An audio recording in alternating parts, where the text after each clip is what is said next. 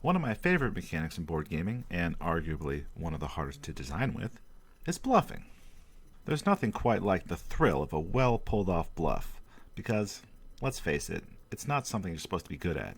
If you're bluffing all the time in your daily life, you're either a scoundrel or you're about to be kicked out of society. Or both. That being said, a lot of great moments and stories are about great bluffs, and I feel the same way about great bluffs in games. So, being the bluffing aficionado that I am, there are a number of games on Board Game Geek that have the bluffing mechanic that I do not consider to be bluffing games. Now, I want to be clear that for most of these games, I'm not saying they shouldn't be listed with the bluffing mechanic. I will, however, say that the bluffing isn't very prevalent in these games, and therefore I do not consider them bluffing games. Anyway, here are my top 10 bluffing games that aren't bluffing games. And before I get to number 10, I want to add that bringing in bluffing from outside the game does not count. More specifically, the act of bluffing must be represented in the mechanics of the game. For example, if I'm playing a game of Agricola and I say to my opponent, "You better take that wood space or else I'm going to take it." However, I actually have no interest in the wood whatsoever and I'm just trying to distract them from the space I really need. Or maybe I know you won't believe me and you'll try to find my secret goal, but actually I want the wood all along. The point here is these kinds of bluffs are outside of the mechanics of the game because no one considers Agricola a bluffing game. Also, in this way you can turn any game into a bluffing game. But if you're the person that does this, please stop. Please stop. So number 10 is Diamant, also known as Ink and Gold. And I just want to say, simultaneous action selection is not bluffing! So, when you're trying to figure out whether an opponent is trying to leave or not, you're naturally going to look for a feeling, signs, tells, that kind of thing. But these are all outside the mechanics of the game. The game itself is just guessing. It's not bluffing, and perhaps a test of your boldness. Next up at number 9 is Not Alone. And, I'm just going to say again, simultaneous action selection is not bluffing. Was that more effective with or without the volume? I'm not really sure. Anyway, the point of this game is to outguess and not bluff.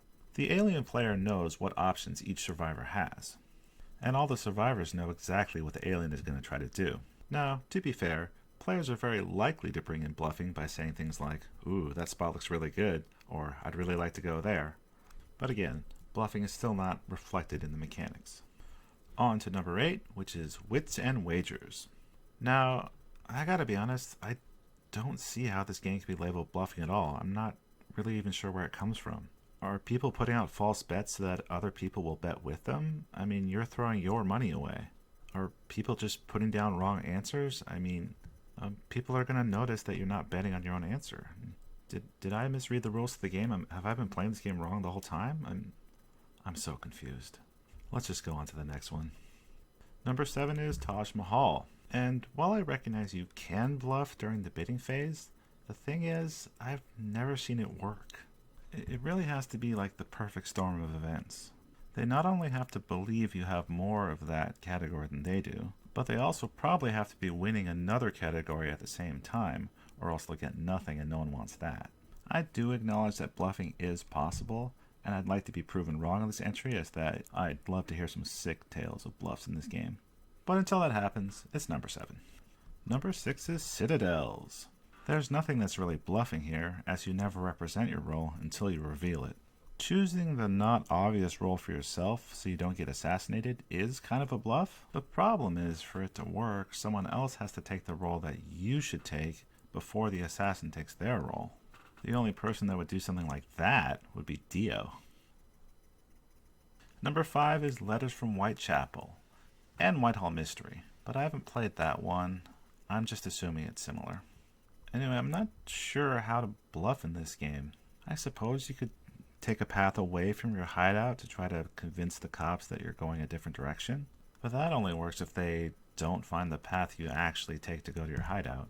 You could take extra time to enter your hideout once you're there, but the only way I see that working is if the police actually know where you are.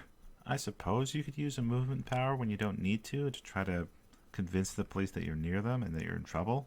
And it definitely counts as use of the bluffing mechanic, but man is it rare. Number 4 is Arboretum. So here's the thing. It's definitely possible to bluff in this game, but you usually just do it when there's no other options. The best you can really do is get your opponent to pick up 1 or 2 cards they don't really need, and that just kind of makes it even for the 1 or 2 cards you use to bluff. I really just don't see the prevalence of bluffing in this game. However, I would love to be proven wrong.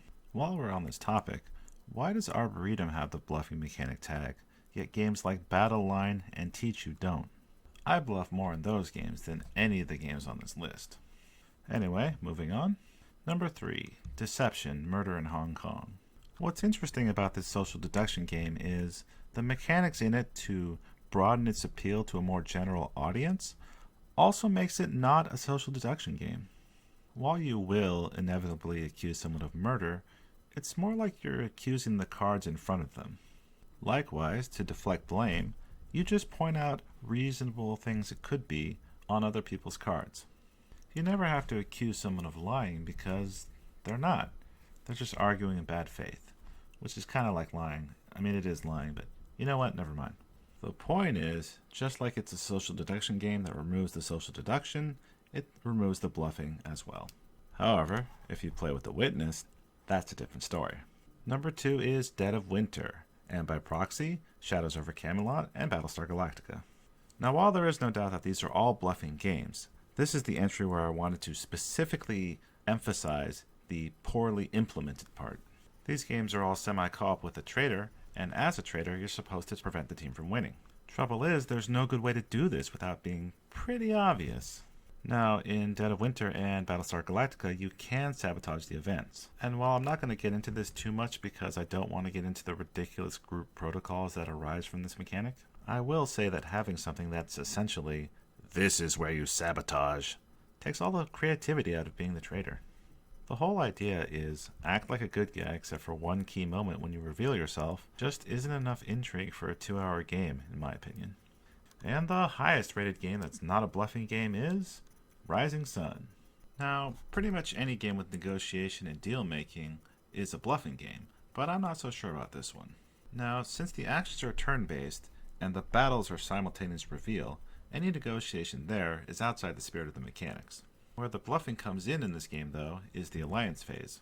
This is where, in games with odd number of players, players try to avoid being the lonely kid in the playground. The problem here is twofold. First, because 7 actions doesn't divide into any player count evenly, people are coming to the bargaining table with less leverage through no fault of their own.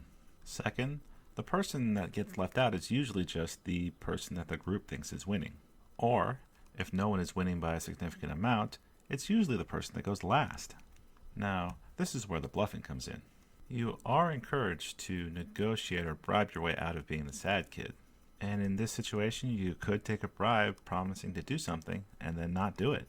The thing is, I never see this happen. First off, you only want to betray someone as your last action, because the whole point of an alliance is that you share actions if you're in one. Therefore, if you do it before the last action, you're just losing value. Next, it won't help you win any battles, because if you're planning on winning, then you already have more troops than the person you just betrayed, and now it's probably going to cost you extra coins to do it. And finally, I just can't see a scenario where doing this will be worth generating an enemy for life. Now, with all that being said, I do have to admit that the Kotahi is possibly the best bluff of all time. And that's my list. Know of any other games with a bluffing mechanic that shouldn't be considered bluffing games? Let me know in the comments below. Don't forget to like, share, and subscribe, and as always, thanks for playing along.